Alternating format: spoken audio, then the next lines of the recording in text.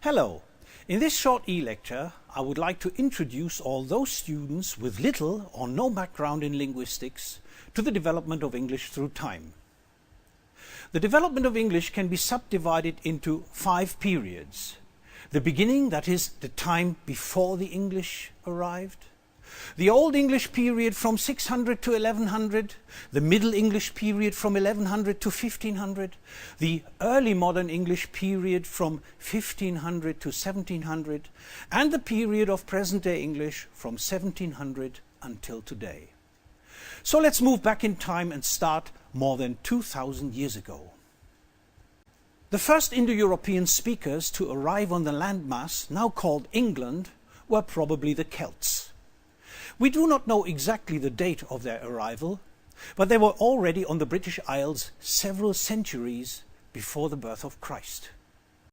Beginning in 55 before Christ, Julius Caesar, the Roman Emperor, made several attempts to invade Britain, but it was not before 50 after Christ that most of the land was under Roman domination, except for the northern part, which remained unconquered. Hadrian's Wall represents the borderline. England became Rome's westernmost outpost and was gradually Romanized. In 410 after Christ, the Roman legions were withdrawn from Britain, leaving chaos. The Picts raided from the north, and the Scots from Ireland, while the Jutes and the Saxons attacked the eastern coasts. Throughout the 5th and 6th century, the Britons were slowly driven back into the mountain areas of Cumbria and Wales. Germanic-speaking tribes replaced the Celtic peoples. The earliest period in the history of the English language is referred to as the Old English period.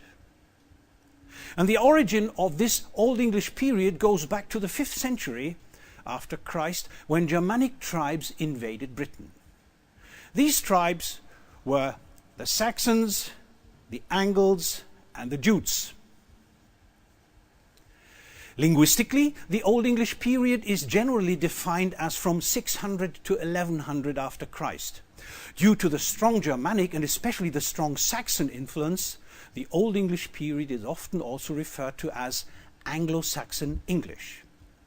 Its geographical extension was approximately identical with today's area of England.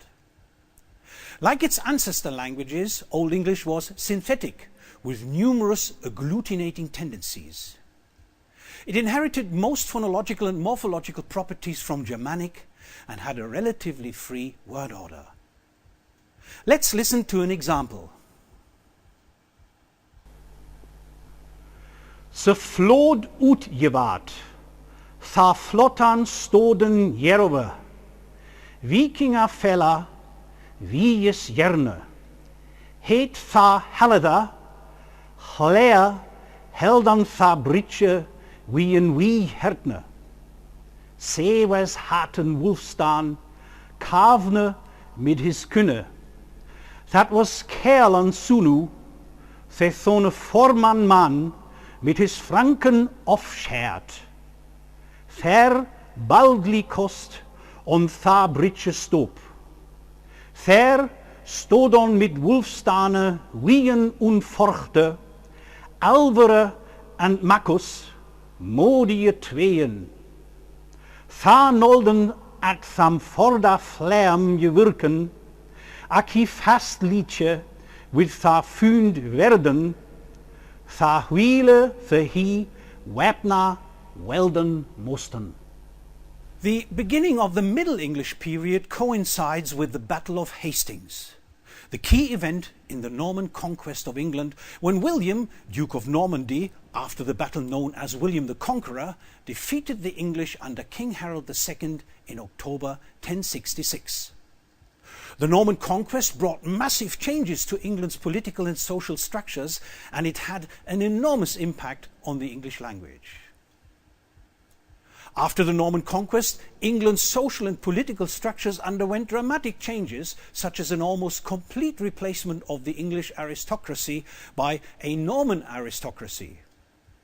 English largely lost its status and became the language of the lower classes, especially among the nobility. In literature, law, and in official documentation, it essentially disappeared as a written language.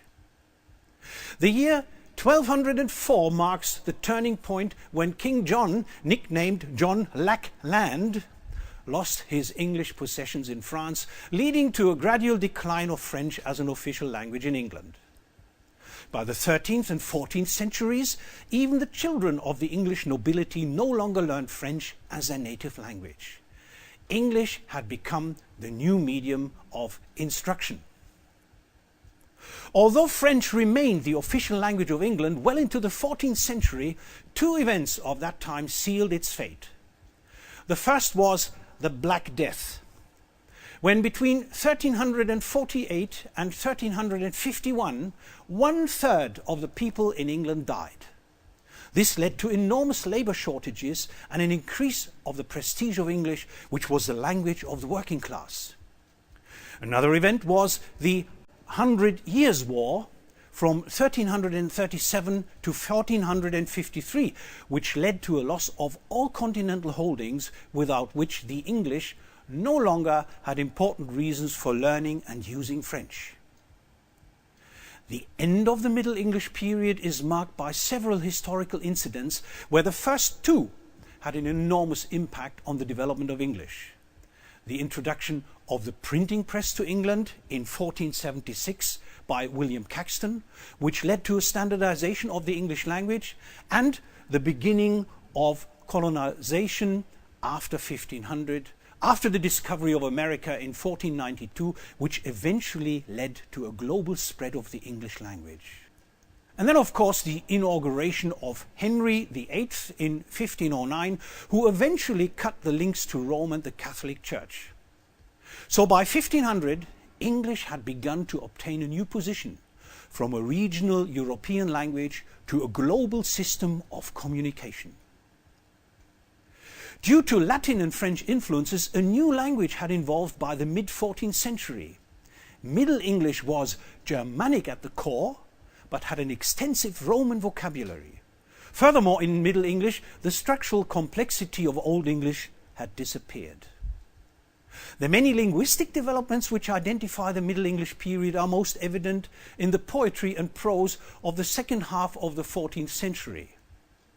Let's listen to an example from Middle English from the Canterbury Tales, written by Geoffrey Chaucer. One that April with his show sauter, the drucht of March hath parsed to the roter, and bathed every vein in switch liquor, of which virtue engendered is the floor. Juan Zephyrus eke with his sweete breath in spirit hath in every holt and heath. The tendre croppes and the younger sonne hath in the ram his halve koers ronne, and smale foles maken melodie that slepen al de nicht with open ear. So prikketh hem naturen hier courages, van a longen volk to goon on pilgrimages, and palmres for to seken stronge strondes, to ferne halves, cool in sundry londes. The beginning of the early modern English period coincides with the ascendancy of Henry VIII to the throne in 1509. The end of the early modern English period is marked by the completion of the Great Vowel Shift and the beginning of the scientific age at around 1700. Most influential with regard to early modern English were the works of William Shakespeare. For this reason, early modern English is often alternatively referred to as Shakespearean English. By the end of the Middle English period, most of today's syntactic and morphological patterns had been established. Early modern English was fairly analytic. The word order had already become quite fixed to subject, verb, object due to a reduced inflectional system, and of the 5 Old English cases, only 2 had survived.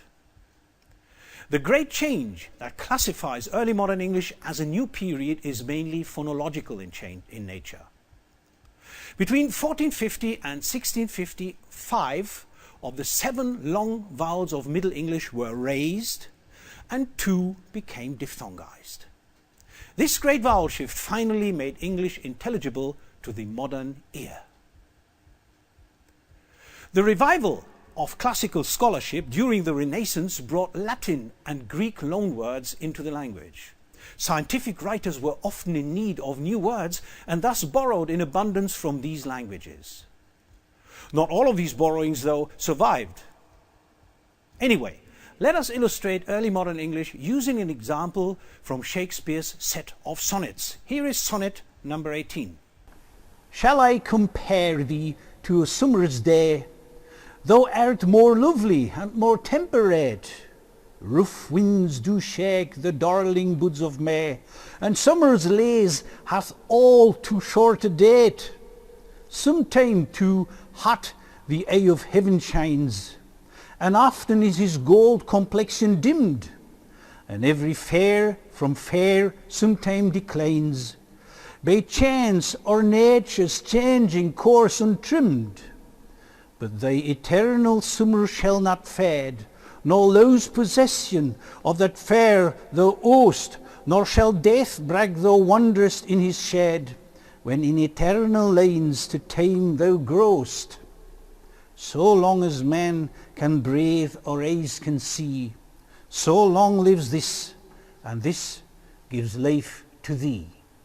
By about 1700, the English language differed only slightly from present-day English. The most important development was external. It concerned the position of the English language among the languages of the world. From a regional language, it developed to the most widely used language of our time. The first significant step in the progress of English towards its status as a global language did not take place before the end of the 16th century. By the end of the reign of Elizabeth I in 1603, literature had boomed through the works of Spenser, Marlowe and Shakespeare, and Francis Drake and Walter Raleigh had laid the foundation for expanding the English influences in the New World. Today, the spread of English around the world is often defined in terms of 3 concentric circles. The inner circle refers to traditional historical and sociolinguistic origins of English, where it is used as a first or native language. The outer circle includes countries colonized by Britain and the United States, where English is spoken as a second language and where it plays an important historical and governmental role in multilingual settings.